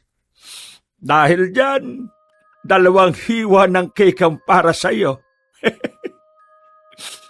At itong susunod para naman kay Lourdes.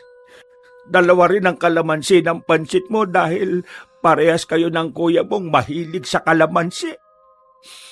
At para naman sa matapang at pogi kong anak, si Crisanto. Ayan, walang icing ang cake mo dahil hindi ka mo masarap. At para naman sa mahal kong asawa, mas malaki ang hiwa ng cake kasi mas espesyal ka. Ay, teka, hindi naman pwedeng mawawala ng paborito kong apo. Ito ang para kay Richie. May isa pang flower icing. Color yellow kasi ito ang favorite color mo, di ba? Ayan. O tara, kumain na tayong lahat. Handa yan sa inyo ni tatay. Mahal ko kayong mga anak ko. Mahal na mahal. Iniisip ni Pael na kasama niya ang pamilya niya kahit na ang totoo ay mag-isa lang siya sa loob ng madilim niyang bahay. Kinuha niya ang cake na para sa kanya at kada subo at kain niya nito, tumutulo ang kanyang luha. Wala siyang ibang malasahan kundi ang pait ng katotohanan na wala nang ang nagmamahal sa kanya. At kasalanan niya yon kung bakit. Sa mismong kaarawan niya, mas masakit ang paniningil ng karma. Mas malalim at mas mabigat ang pagsampal sa kanyang yon ang nararapat sa isang halimaw na ama. Nagpapanggap siyang tumatawa at may kausap. Dahil iniisip niya na kung naging mabuti siyang ama noon, ang ganoong pangyayari sa imahinasyon niya ay maaaring naganap sa tunay na buhay. Hindi umiiyak ang mga anak niya at hindi nanginginig sa takot, kundi tumatawa kasama siya. Nakikita niya ang mga bata at ang inosenteng mukha ng mga anak niya. Nagpapakasaya sa cake at pansit na handa niya.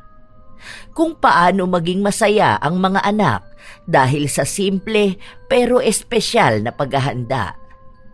Lahat ng pangyayari na yon ay sa kanyang isipan na lang dahil hindi naman niya kailanman maibabalik ang nakaraan para ituwid ang pagkakamali na nagawa niya. Emil, Lourdes, huwag na kayo mag-away dyan. Ito, meron pa ditong kalamansi. Ay, nako kayo talaga, oh. Ang hilig niyong gawing maasim ang pansit ninyo. Oh, ikaw apo ko, Richie, gusto mo pa ba ng cake? Teka, ano to? May regalo kayo sa akin? Wow! Maraming salamat sa inyo. Mahal na mahal niyo talaga ang tatay, ano? Kinuha ni Pael ang isang regalo na siya rin naman ang bumili para sa kanyang sarili. Pinabalot niya yon sa tindahan para kahit na paano ay may bubuksan siya. Ang laman ng regalo na yon ay isang pares ng tsinelas. Upod na kasi ang ginagamit niya at nasusugatan siya kapag naglalakad. Masaya siyang sinukat ang tsinelas at pakunwari na pinapakita sa kanyang mga anak. Ganon sana ang mangyayari kung iba lang ang naging paraan niya sa pagpapalaki sa mga yon. Nagpatuloy si Pael na kumain hanggang sa nagpasya na siyang humiga. Inayos niya ang sapi ng higaan niya sa lapag, pinagpaganyon at saka siya humiga. Patatapos na ang aking kaarawan. At naging masaya naman ako dahil nakikita kong masaya ang mga anak ko. Sa pagpikit ng mga mata ni Pael, yun na rin ang huling gabi niya sa mundo. Ang huling kaarawan. Dulot na rin ng kanyang katandaan, binawian na ng buhay ang matanda. Wala pang nakakaalam ng nangyari hanggang sa dumating ang kanyang apo kinabukasan. Naabutan niya ang mga platitong may lamang cake at ang pansit na binili ni Pael. Dahil ayaw magising ng matanda, tinawag ni Richie ang kanyang ama at doon nila nakumpirma ni Emil na patay na nga ang kanyang ama. Kaya tinawag niya ang dalawa pa niyang kapatid. Nakatayo lang sila sa harapan ng bangkay ni Pael. Nakangiti ito na para bang tinanggap na niya ang katapusan ng kanyang buhay. May handa po si Lolo. May cake po siya at pansit. Wag mo nang pakialaman yan, Richie. Wala na po si Lolo. Hindi ko man lang po siya nakantahan. May regalo pa naman po ako sa kanya. Lumapit si Richie sa kanyang lolo. Bit-bit ang isang regalo na ibinalot niya gamit ang mga rita-ritasong papel na natira niya sa paggawa ng proyekto sa kanilang paaralan. Kinuha niya rin ang kandilang nakatirik sa cake at pinasindihan yun sa kanyang ama para ipantirik sa gilid ng bangkay ng matanda. Happy birthday, Lolo! Happy birthday! Happy birthday! Happy birthday, Lolo! Happy birthday po, Lolo! Sana po, masaya na po kayo. Ito po ang regalo ko sa inyo.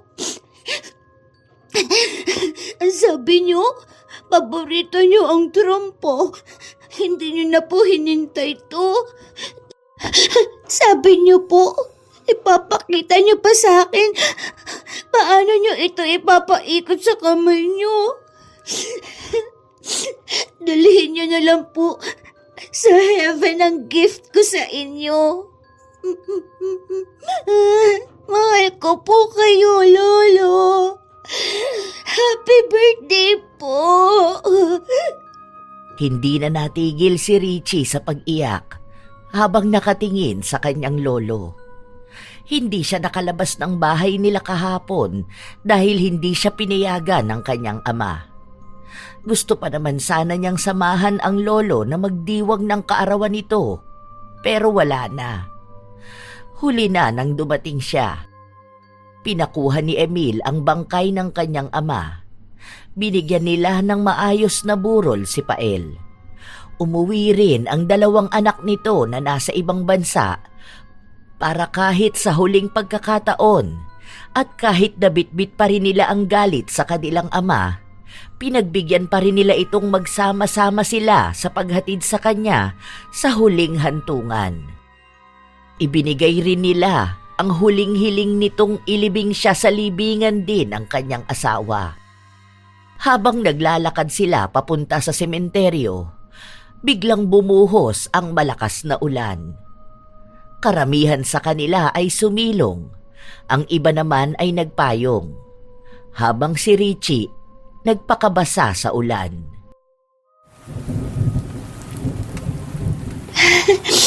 Sa wakas, umulan na rin. Tinupad ni Lolo ang pangako niya. Nasabay ulit kami magtatampisaw sa ulan. Ingat po kayo dyan sa heaven, Lolo. Salamat po. Sumabay sa ulan ang mga luha ng bata. Dahil sa lahat, Siya lang ang tanging may masayang alaala sa kanyang lolo. Kasama ni Pael, inilibing ang galit ng kanyang mga anak. Unti-unti nilang nais na harapin ang halimaw ng kanilang nakaraan at iyon na rin talaga ang ginagawa ni Emil. Inaayos niya ang kanyang sarili at iniiwasan na masaktan din ang kanyang mga anak dahil baka nga magaya siya sa kanyang ama nang hindi niya sinasadya. Ayaw niyang maging isang halimaw na kagagalitan ng mga anak niya kapag lumaki na sila. Gusto niyang maging magulang nang hindi lang dahil sa dugo. May lungkot silang nararamdaman sa sinapit na buhay ng kanilang ama. At ang huling salitang binitawan nila bago tuluyang tabunan ng lupa ang bangkay ni Pael ay ang katagang matagal na nitong hinihintay. Ang pagpapatawad nila sa mga ginawa niyang pagsira sa buhay at pagkatao ng mga anak. Nakakalungkot man ang sinapit ng buhay ni Pael, lahat yon ay binunga ng kanyang mga ginawa noong siya'y nabubuhay pa. Sa huli, ang itinanim niyang kasamaan, yun din ang kanyang inani. Walang kinahahantungang mabuti ang mga taong masasama. Ang paghatol ng langit, kailanman hindi pumipili ng sino man. Wala sa taon ng pagsisisi dahil kapag may utang kang galit, tandaan na sisingilin ka nito pagdating ng araw. Yun ang nangyari kay Pael. Kahit na ano pang gawin niya, ang karma na para sa kanya ay matatapos lang kasabay ng kanyang huling hininga. At sa katahimikan ng kanyang huling araw, malinaw ang aral. Hindi sapat ang bigkis ng dugo para tawaging magulang kung hindi mo tinupad ang tungkulin ng pagiging isa. Huwag hilingin ang kapatawaran ng anak at gamitin ang katagang pagiging magulang laban sa kanila. Kung alam mo sa iyong sarili na hindi ka rin naman karapat dapat tawaging magulang. Dahil bago sila nilamon ng galit, ikaw ang unang humulma at sumugat sa pagkatao nila. Ang pagpapatawad ay hindi madaling ibigay sa taong siya mismong sumira sa buhay ng kanyang mga anak. Sapagkat walang saysay ang katagang magulang mo pa rin sila, kung sa puso't gawa ay hindi mo kailanman pinanindigan ang pagiging magulang.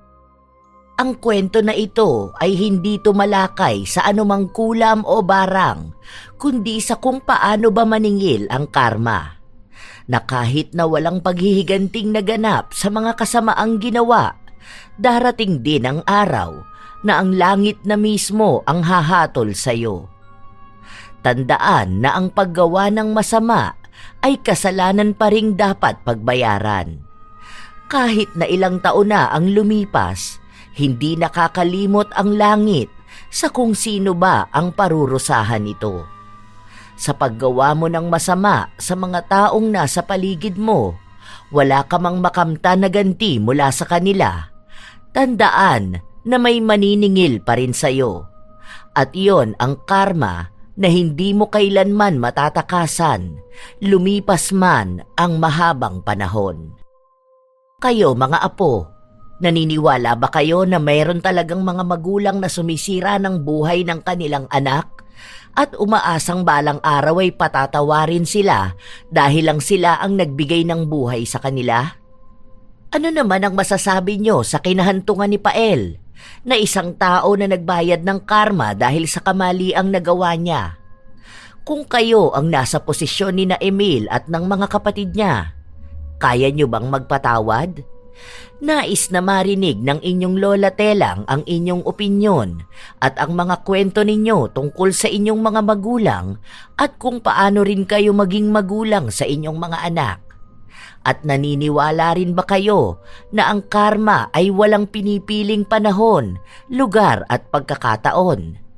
Na kapag ito na ang naningil, mas matindi pa sa kahit na anumang kulam o barang at hindi ka na makakatakas pa. Shout out sa ilan sa masusugid na tagapakinig ng mga istorya ni Lola Telang. Angeline Galo, Jaja C, Matthew Eduardo, Sydney Crosswind, Fatima Perez at sa anak niyang si Jefferson at apo na si Jeffrey Deniega at sa kapatid na si Jennifer. QK, Juvie Perez at Leia Eman. Ira Karil Resare, Ilocana Vlog ng Qatar, Ami Yong, Mary Jane Rico, Supladang Pasaway, Lady Lynn, Razon Yao, Jodilyn Pakin, Noemi Garcia Pabunan. Hi sa inyo, Liza Agodo, Florence Herbacio, Ramil Fariolin, Ellen Torres, Benny Ocampo at sa Ocampo family ng Tagaytay City, Vivian Alcoriza, Milrose Demate, Zedric Banyaga, Lani Capile, Grace Doris Riano, Ami Pacana, Noemi Kiambao, Leonisa Cobo, Gia Gigi, Jenny Suzuki.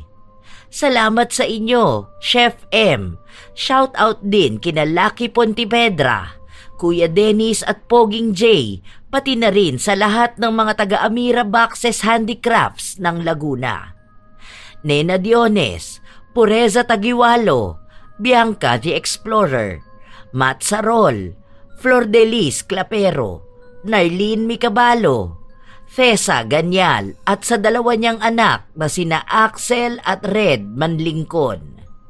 Rodina Miel Panes, Gladys de los Santos, AJ Chua ng Zambales, Lita Alipio, Catherine Alipio, Balot Alipio at Amoris Alipio. Letty Joachim, Lydia Lopez, Marie the Lightworker. Hello din sa inyo, Jenny V. Suco, Elizabeth Dungka, Ray Galedo at sa Galedo family, Rubina 266, Via Nolasco, Irene Gonzaga Castillo, Chloe Abalos, Nico Libranda at sa Libranda family, Jessica Araneta, Roda Bieri, Arlene Torquiza, George Gomez, Rosalina Bugayong, Kimpoy Feliciano, Riz Magante. Salamat sa palagi niyong suporta. Joey Ignacio at sa Mawak family, Mirna Alfaro, Janisa Toledo at sa Toledo family, Ana Orada at sa mga taga EJ Dulay, Lawang Northern Samar na sina Althea Orada, Akisha Orada, kina Jocelyn Akuin Baluyot at Reynaldo Baluyot, Angelina Galo, Analiza Malatbalat, Asodisen Serila, Gloria Taer at sa Amparo family, kina Antonio, Cindy, Mary Ann, Hazel, Isaac, Calvin, Gian, Jaden, David, Antoinette, Yuna at Rune, kina Fidel Padayaw, Mami Helena Salamanca, Toms Padera, Analo Bacaro, Tigoy at Suzette, kina Papa Opong at Mama Lol, AJ at sa Team Manok, Red, Pamela Agasang, I Love Traveled, Monet Rivera at sa kanyang kapatid na si Alvin Odiamar, Will Maleses, Arialyn Notarte, Karen Salut, Mary Jane Lalik, Josefina Fuelias, Leonora Concesino, Maria Cristina, Roy Lacandalo, Esteli Reyes ng Marikina City, Gerald Dakpano, Francisco Neng at sa kanyang asawa na si Jeremy Saranillo Francisco, Rafael Caballero, Kimi, Rosemary Sabandeja, Hazel Fiesta, Lurian Vitalicio, Juvie Tagapan at sa kanyang anak na magbo-birthday sa August 22 na si Carlo Tagapan. Maraming salamat din at shout out kay Lovely Rose Roa at sa kanyang napakagandang anak na si Princess Rain Roa Alawami. Ito ang inyong Lola Telang at maraming salamat sa lagi inyong pakikinig mga apo.